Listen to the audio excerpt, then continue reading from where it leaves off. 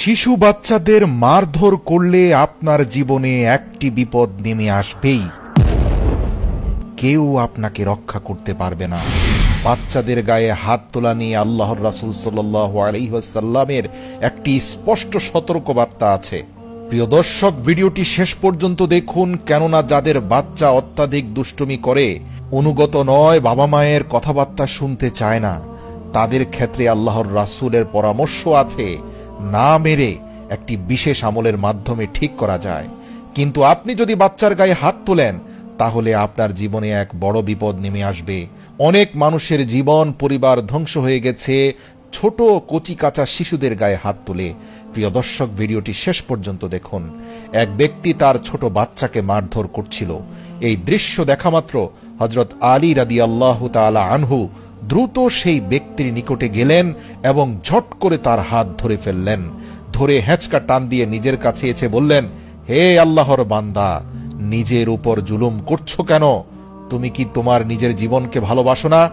তখন সেই ব্যক্তি অবাক হয়ে বলল, হে আলী, আল্লাহর রাসূলের প্রিয় ভাই, আপনি এসব কি বলছেন? আমি তো এই দুষ্ট বাচ্চাটাকে শিক্ষা দিচ্ছি, নিজের উপর জুলুম করছি কোথায়? তখন হযরত আলী বললেন, আমি দেখতে পাচ্ছি তুমি নিজ হাতে নিজেকে ঘায়েল করছো। ওহে ব্যক্তি, আমি আল্লাহর রাসূল সাল্লাল্লাহু আলাইহি ওয়াসাল্লামকে বলতে শুনেছি, কম বয়সী শিশুর কান্না আল্লাহর অস্তিত্ব ও একত্ববাদের সাক্ষ্য দেয়।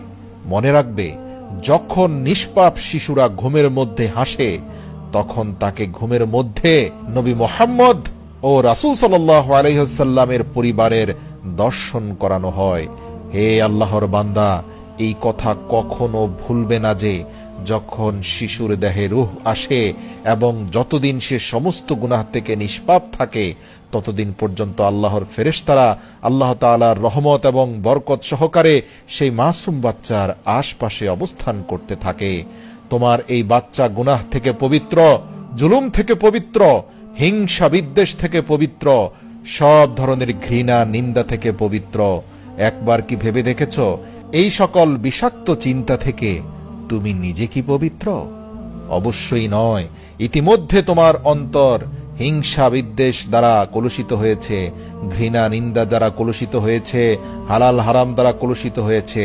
কিন্তু এই শিশু নিষ্পাপ। ভেবে দেখো তুমি কি করছো।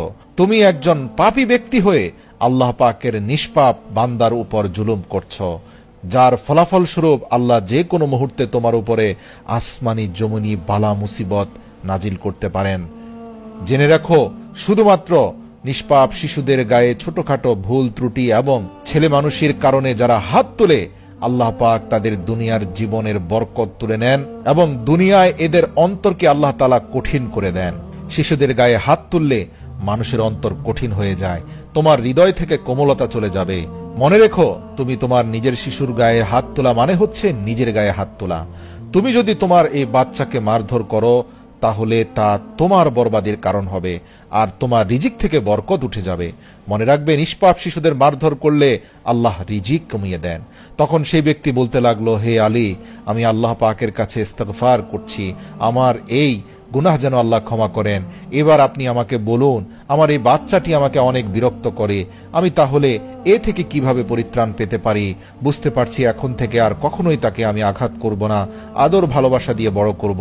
কিন্তু তার ত্রুটি বিচ্যুতির জন্য আমি কি করতে পারি? হযরত আলী রাদিয়াল্লাহু তাআলা আনহু বললেন, যখন তোমার বাচ্চা খুব বেশি পরিমাণে দুষ্টুমি করবে, তোমাকে বিরক্ত করবে, তখন তুমি তার মাথায় হাত রেখে আল্লাহর রাসূল এবং তার পরিবারের প্রতি দুরূদ পাঠ করবে। তুমি দুরূদে ইব্রাহিম পাঠ করবে এবং পরপর 1 বার, 3 বার, সর্বোচ্চ 5 বার পর্যন্ত এই আমল করবে। দেখবে সাথে সাথে বাচ্চা থেমে গিয়েছে। কখনো কখনো এই আমল করার পরেও যদি বাচ্চা না থামে, বুঝতে পারবে এই বাচ্চার এই কর্মকাণ্ডর প্রতি আল্লাহ রাব্বুল আলামিন খুশি রয়েছেন, কিন্তু সে এখন যাই কিছু করছে তা তোমার ধৈর্যের পরীক্ষার জন্য করছে।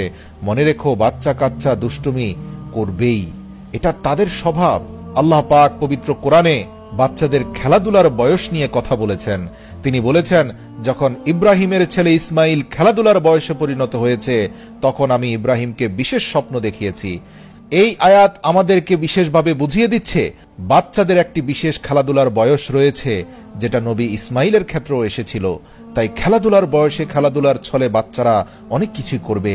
এখানে অভিভাবকদের ধৈর্যের পরীক্ষা আল্লাহ নিচ্ছে।